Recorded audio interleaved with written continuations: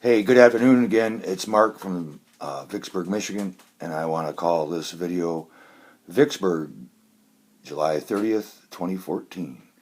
Okay, so I've got several things that I've been reminded of that I have to say so that people understand what my point of view is. See, first of all, Linda, after you stamped the checks and you ran up thousands and thousands of dollars worth of illegal loans, and basically enough to buy a nice new truck. When you did that, and then your house caught fire, and you paid off your IOU, I'm really very sorry to infer that you set the fire so that you could do that. Um, I certainly want to cover my ass. And Skip, and you have every right to be on every committee. You have every right to sell the village your insurance products. And of course, there should be a fair and transparent procurement procedure. You have every right to sell the village all of the insurance that you want. I'm sure that the prices were competitive. I'm sure that all of this paperwork is all in accordance to whatever your standards are. And I didn't in any way mean to imply that you asked or that you somehow made the police not enforce the ordinances against your low rent multifamily buildings. I'm really sorry that I would in any way infer that you were a slumlord, and that the police didn't enforce the ordinances the same way against they did other people. If I inferred that, I believe that it's my job as the one of the people on the council to see how the police conduct themselves.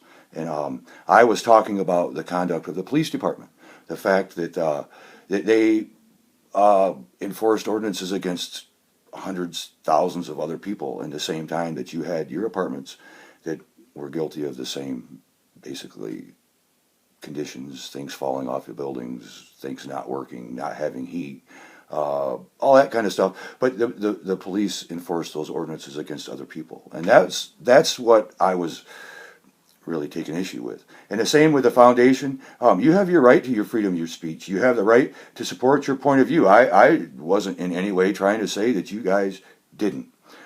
What my problem is that the politicians should make sure that your rights and your will doesn't trump the will and the rights of we the people. That's what I was really taking issue with, is that it seemed to be that your projects and the things that you guys wanted take precedence over repairing the sidewalks or fixing the streets, making sure that you guys have the people in place that you want, trumps the budget of the people and the tax base of the village and the right of the people to enact their right of democracy. But see, I'm not trying to say that you guys need to stop that or that somehow the people on there have done anything wrong, because there again, it's the people in charge should have known to say no. But what I really want to talk about is what happens when the chief of police has a private land deal.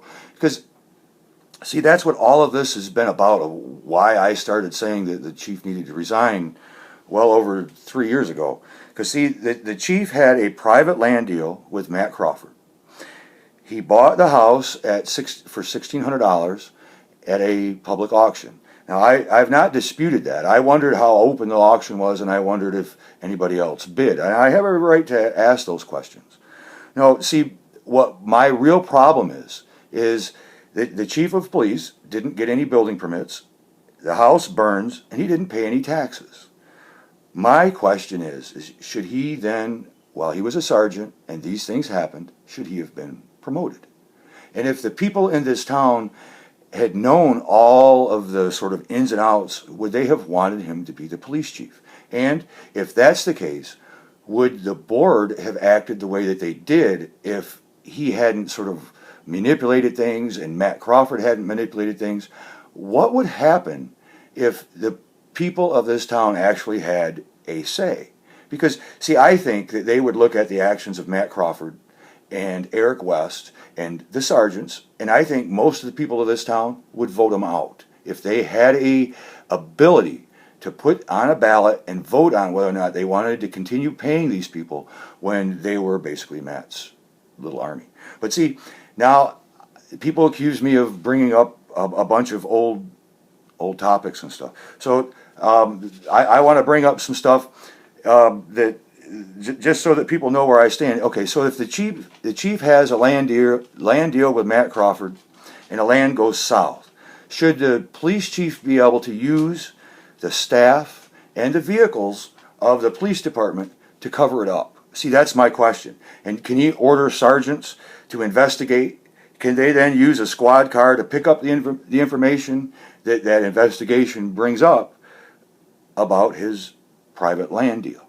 And see, while we're trying to talk about corruption and hold the people to account, that when they actually do things, and it's just little things that they do, and we have to be able to say, wait a minute, look, that was wrong, and that was enough in other towns that you should have lost your job. So what I want to know is it okay for this chief of police to even require a sergeant to use just 5 minutes of his time to cover his private transaction? See, I don't think that they should. But see, it's my contention that this is how things work, is that the chief or Matt or some of these other characters, they get backing protection of their projects of a person in uniform with a gun and a squad car.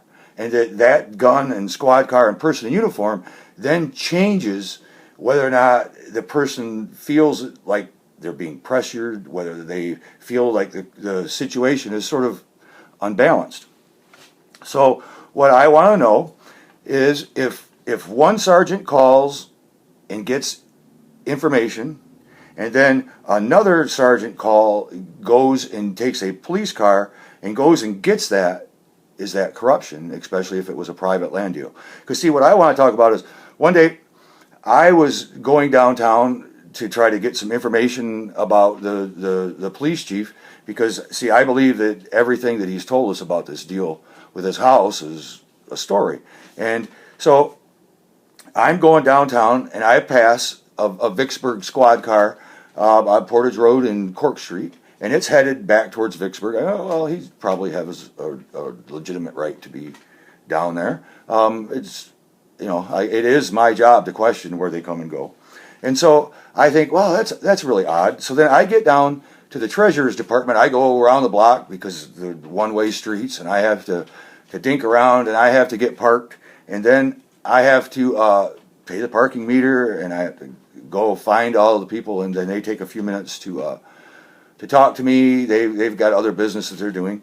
So what I want to know is then if I see that same cop car come down to the place where I'm at to get the very information that I'm looking for about the police chief and his private land deals, are they doing an investigation for the chief, or are they doing an investigation to shut me up, to make sure that I don't get information that they don't have, and then that it's the chief using all of the resources of his job and his position to order these people around and to use the village equipment, the time and stuff like that? So see, to me, that's corruption.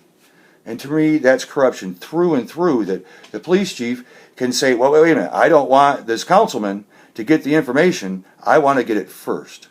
And so he then uses the police to go get that information. Now, you guys say, oh, you're bringing up stuff from 6, 8, 4 years ago. This is really unwarranted. No, ladies and gentlemen, this happened yesterday. The police chief, in the meeting that I had to attend with Matt and Eric and,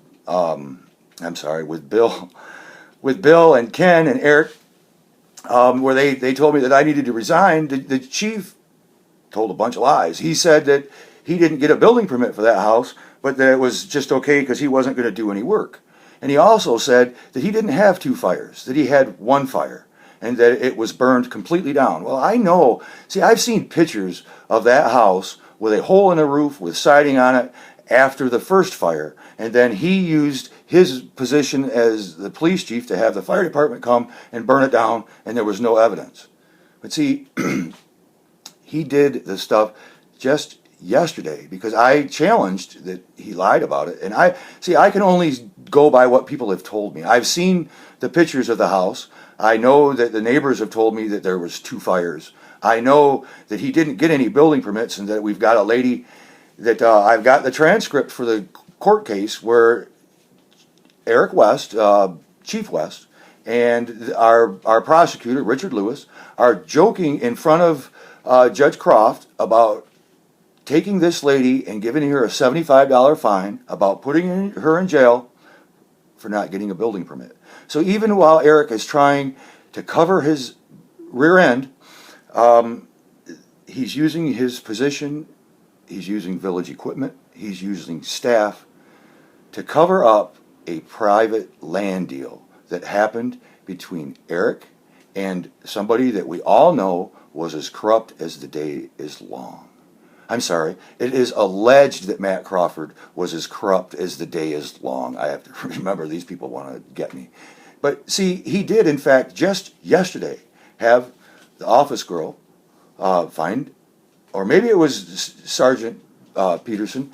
See, it was really funny when I got down to the treasurer's office, and they said, "Oh, you're from Vicksburg, your name's Mark. Here's the package of pictures and stuff that you called for." And I'm like, "No, you guys must have ESP."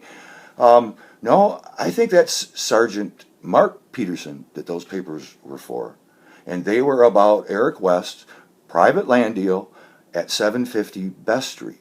And what he did was he had Sergeant Darren Stanfield turn around. He had to have been, by the time I got downtown and turned around and parked and all this stuff, they had Sergeant Stanfield, who had to have been back at the headquarters, back at Village Hall. They had him then go from Vicksburg, drive all the way downtown to the treasurer's office, pick up these 2 pictures of Eric West's property, and drive back to Vicksburg, and then handle this. They all spent their time doing it and looking over this information, I'm sure. But all of it, every bit of it, was to protect Eric West and his private land deal. So, this isn't 4 years ago, this isn't 6 years ago, this isn't something between Matt, this is something that happened yesterday.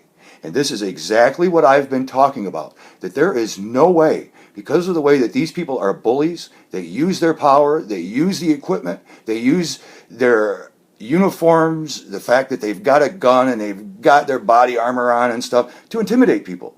And this is point perfect. It didn't happen 3 years ago when I first asked the chief to resign. It didn't happen after that. It happened yesterday. And I want to know, if you're going to bring disgrace on the village like you told me I had to do and I had to resign, that was my opinion 3 years ago, that the chief and Matt had a private land deal. It showed corruption through and through.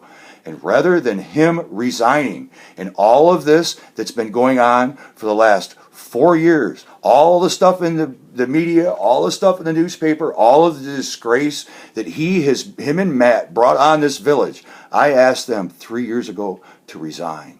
And if anybody thinks that anything has changed, that these people are on the up and up, I will show you. I will go get the witnesses downtown. I will ask Stella. I will ask Jenny, the other people in the office. This is exactly what happened. You guys know that you are using your influence and your power, the squad car, your uniform, and the people on staff to cover your private land deal. Have a good day, Vicksburg.